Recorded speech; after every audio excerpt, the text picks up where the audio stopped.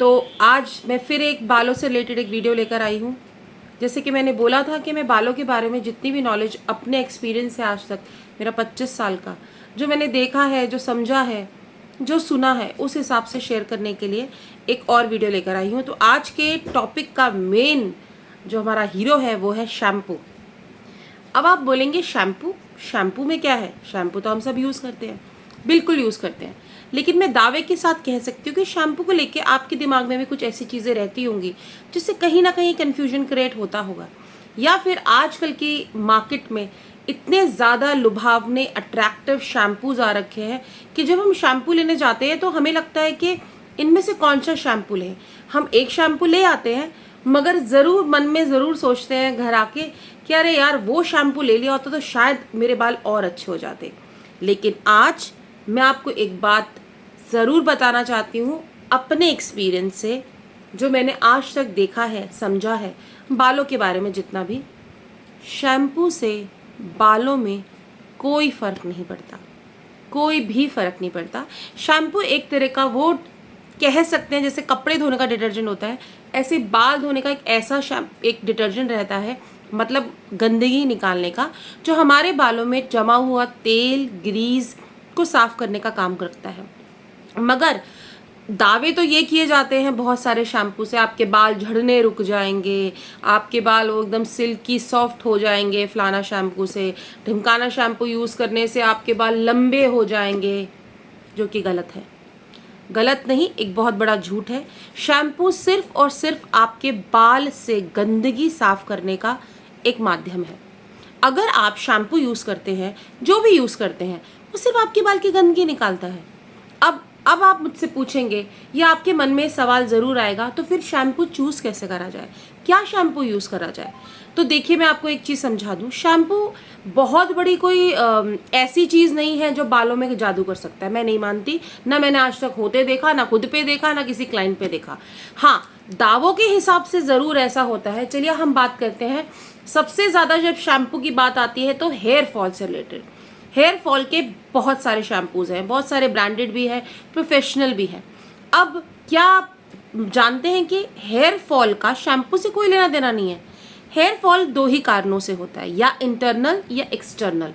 Internal मतलब आप किसी तरह से बीमार हैं, आपकी कोई बीपी का, शुगर का, थायराइड का, इस तरह का कोई भी मेडिकल इशू है, या आपको टाइफाइड हो गया, बीमार हो गए थे, बुखार हो गया, तो आप हमेशा, आपने देखा होगा, हमारे बाल झड़ने शुरू हो जाते हैं, क्योंकि वो अंदर के स्वास्थ्य से रिलेटेड होता है। तो हमारा हेयर फॉल होगा ही होगा। अगर हाँ, लेकिन उस टाइम पे अपने खाने पीने का ध्यान रखेंगे तो ये भी तय है कि बाल उगेंगे भी वापस। पर ध्यान रखना पड़ता है, ऐसा नहीं कि आप खाने पीने का ध्यान ना रखें और बाल उग जाए, ऐसा हो ही नहीं सकता। आप सर पे क्या लगाते हैं उससे बालों का कोई लेना देना नहीं है, मगर आप क्या खाते हैं उससे बालों का लेना देना है। मगर खाने के लिए मैं अलग वीडियो बनाऊंगी। अभी तो मैं एक्सटर्नली बात कर रही हूँ, बाहर से हमारे दिमाग में जो भ्रम रहते हैं, जो कन्फ्यूजन रहती है, उससे रिलेटेड। तो इस पर पहली चीज़ मैंने अपने नोट्स बना के रखे हैं ताकि मैं भूल ना जाऊँ, क्योंकि मैं अक्सर भूल जाती हूँ चीज़ें। तो पहली चीज़, पहला क्वेश्चन तो यही मैंने आपसे पूछ लिया था कि शैम्पू से हेयर फॉल रुकता है कि नहीं? तो नहीं रुकता। शैम्पू से कभी भी हेयर फॉल नहीं रुक सकता। दूसरा क्वेश्चन, क्या शैम्पू से डैंड्रफ ठीक होता है? तो जी नहीं। शैम्पू, जो नॉर्मल शैम्पूज होते हैं, उससे डैंड्रफ कभी ठीक नहीं होता। हाँ, मेडिकेटेड शैम्पू से ज़रूर डैंड्रफ ठीक नहीं होता, साफ हो जाता है, वो वापस आएगा। जो डैंड्रफ होता है वो इम्यूनिटी से रिलेटेड है। अगर आपकी इम्यूनिटी स्ट्रांग है तो आपको डैंड्रफ नहीं होगा। अगर आपको बहुत ज़्यादा डैंड्रफ होना शुरू हो गया है तो समझ लीजिए कहीं ना कहीं आपकी इम्यूनिटी में दिक्कत आ रही है, आप कहीं ना कहीं वीक हो रहे हैं। तो आपको बहुत तरह के इम्यूनिटी बूस्टर्स होते हैं, विटामिन सी हो गया, और या फिर आप डॉक्टर से कंसल्ट करिएगा। बाल से रिलेटेड इशू में हमेशा डॉक्टर से ही कंसल्ट करना चाहिए।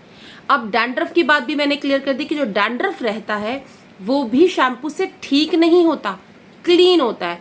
कोई भी डैंड्रफ शैम्पू, वो चाहे मेडिकेटेड हो चाहे ना हो, मतलब आप नॉर्मल भी, उससे वो उसे ठीक नहीं कर सकता। ठीक तो आपको इंटरनली ही किसी ना किसी तरीके से, जो भी उसकी वजह है, जिसकी वजह से हो रहा है, वो आपको उसका ध्यान रखना पड़ेगा। अब दूसरी चीज़ आ जाती है हमारे उसमें, शैम्पू सबसे ज़्यादा इम्पॉर्टेंट है यूज़ करना। कौन सा करना? जब आपके बाल केमिकली ट्रीटेड हो, जैसे कि आपने smoothening, rebonding, keratin, hair colour, highlights, ऐसी कोई भी चीज़ करा रखी है, तब शैम्पू का एक बहुत इंपॉर्टेंट रोल है।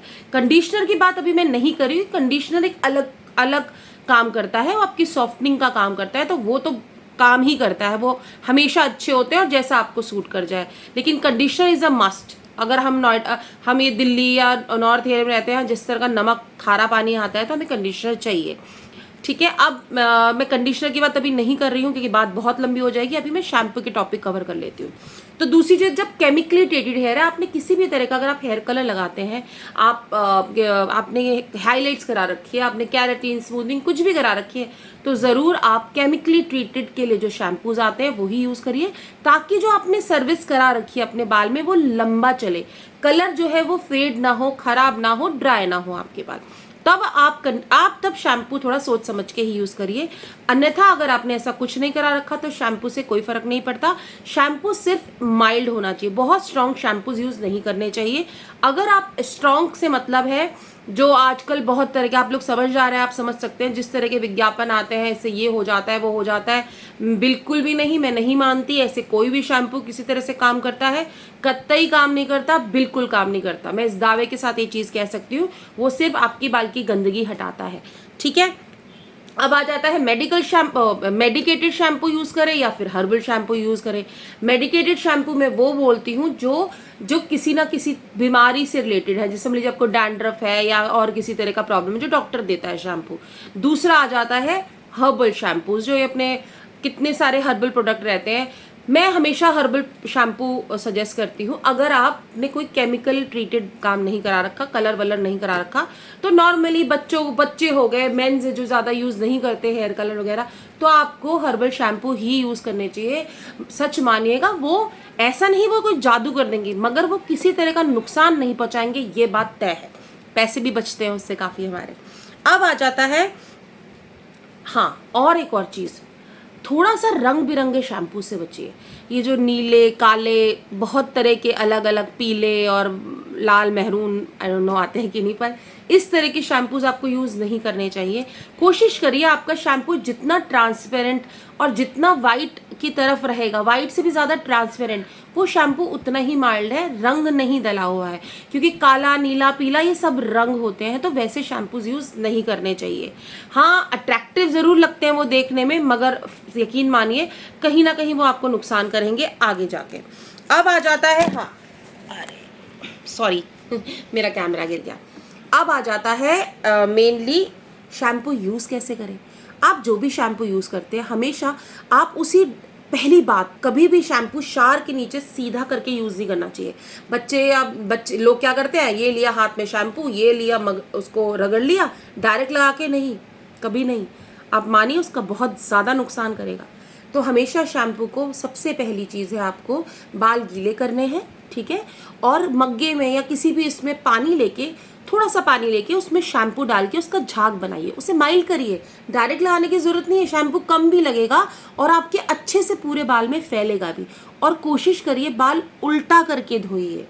अगर आप धोते भी हैं, आप चाहे, मैं ये औरत आदमी के लिए सेम चीज़ बता रही हूँ, दोनों के लिए काम करते हैं। उल्टे करने का फ़ायदा, पहली चीज़ आपका ब्लड सर्कुलेशन बढ़ता है, एक्सरसाइज भी हो जाती है वो 2-4 मिनट की, जब हम उल्टा सर करते हैं खून का पूरा दौरान आता है आपके इस पे। सेकंड, आपके फेस पे पानी नहीं आएगा शैम्पू के, जो कि ठीक नहीं है। अक्सर लोग नहाते हैं, शैम्पू का पानी मुंह पे आ रहा है, बिल्कुल ठीक नहीं है, फेस को ख़राब कर देता है वो इन अ लॉन्गर रन। किसी किसी को बहुत सारी दिक्कतें सिर्फ शैम्पू के पानी की वजह से ही होती है, ठीक है। तो प्लीज़ उल्टा करके सर धोइए, पानी में माइल्ड करके शैम्पू बनाइए, कम क्वांटिटी यूज़ करिए। अगर आप बाल हफ्ते में 2 बार यूज़ करते हैं तो 2 बार लगाने की शैम्पू ज़रूरत नहीं है। हाँ, हफ्ते में 1 वाले हैं तो आप 2 करिए। और मेंस को भी इम्पॉर्टेंट है, अगर वो रोज़ शैम्पू कर रहे हैं, वैसे तो रोज़ कोशिश करें अवॉइड करें, मगर वो करते भी हैं तो क्वांटिटी में थोड़ा शैम्पू लीजिए। साबुन सर पे मत लगाइए, शैम्पू ही यूज़ करिए। अक्सर मेंस साबुन से भी धो लेते हैं एक साथ पे, पर वो नहीं करना चाहिए, उनके बाल ख़राब हो जाएंगे, ठीक है। तो अब मैंने सारे टॉपिक्स आई थिंक क्लियर कर दिए हैं। आपको बाल सीधे करके नहीं धोना है, उल्टा करके ही धोना है। फिर आ जाता है क्या प्रोफेशनल शैम्पूज़ वो जो आपको पार्लर वाले मोस्टली सजेस्ट करते हैं, या फिर जो थोड़े महंगे शैम्पूज़ आते हैं, क्या वो मार्केट शैम्पू से बेटर है? जी हाँ, वो बिल्कुल बेटर है, क्योंकि वो इस तरीके से बनाए जाते हैं जो आपके बालों को हार्म नहीं करता। नुकसान तो नहीं करेंगे, ये तय है, मगर फिर भी वो जब तक आपने बालों में कोई केमिकल यूज़ नहीं किया हुआ है, तो आप आराम से मार्केट हर्बल शैम्पूज़ यूज़ करिए बिना किसी फिक्र के, कोई नुकसान नहीं होगा। हाँ, थोड़े से खर्च उस हिसाब से देख लीजिएगा, बहुत ज़्यादा जो, पर मैं सस्ते महंगे का तो नहीं कहूँगी, सॉरी, मैं इस बात को तो नहीं कहती। आप अपने हिसाब से हर्बल शैम्पू यूज़ करिए।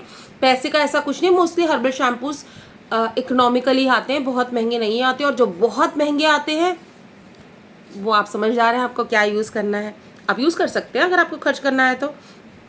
एंड दूसरी चीज़, एड्स के भरोसे मत आइए। एड्स तो बहुत सुंदर सुंदर आती है, बड़ी ही लुभावनी, आपके बाल ऐसे हो जाएंगे, वैसे हो जाएंगे। मुझे नहीं लगता आपने जब भी ऐसा देख के करा होगा, आप सच यकीन मानिए, आपको शायद कभी लगा ही नहीं होगा कि जो वो बोल रहे हैं वो हुआ भी होगा। हाँ, फिर भी अपने एक्सपीरियंस से भी देखिए, आप खुद एक्सपीरियंस कर सकते हैं आपको शैम्पू क्या यूज़ कर रहा है। लेकिन फिर भी शैम्पू यूज़ करते वक्त थोड़े से सावधान रहिए, पीछे पढ़िए उसमें क्या इंग्रेडिएंट्स हैं। और हर्बल शैम्पू तो आप बिल्कुल बेझिझक यूज़ कर सकते हैं अगर आपने केमिकल ट्रीटमेंट नहीं करा रखा है, जैसे कि कलर, स्मूथनिंग, केराटिन और इस तरह की हाइलाइट्स वगैरह जितनी भी चीज़ें होती है। तो आशा करती हूँ कि ये जानकारी शायद आपके थोड़े काम आई होगी और आपको हेल्प भी करेगी। और अगर आपके मन में कोई सवाल है किसी तरह, तो आप कमेंट में मुझसे पूछ सकते हैं, मैं पर्सनली आंसर दे दूँगी आपको। ठीक है, मिलते हैं अगले वीडियो में। और प्लीज़ ज़रूर लाइक तो करिएगा मेरी वीडियो, क्योंकि मैंने बहुत रिसर्च अपनी तरफ से, जो अपना एक्सपीरियंस है वो आपसे शेयर किया है। Thank you.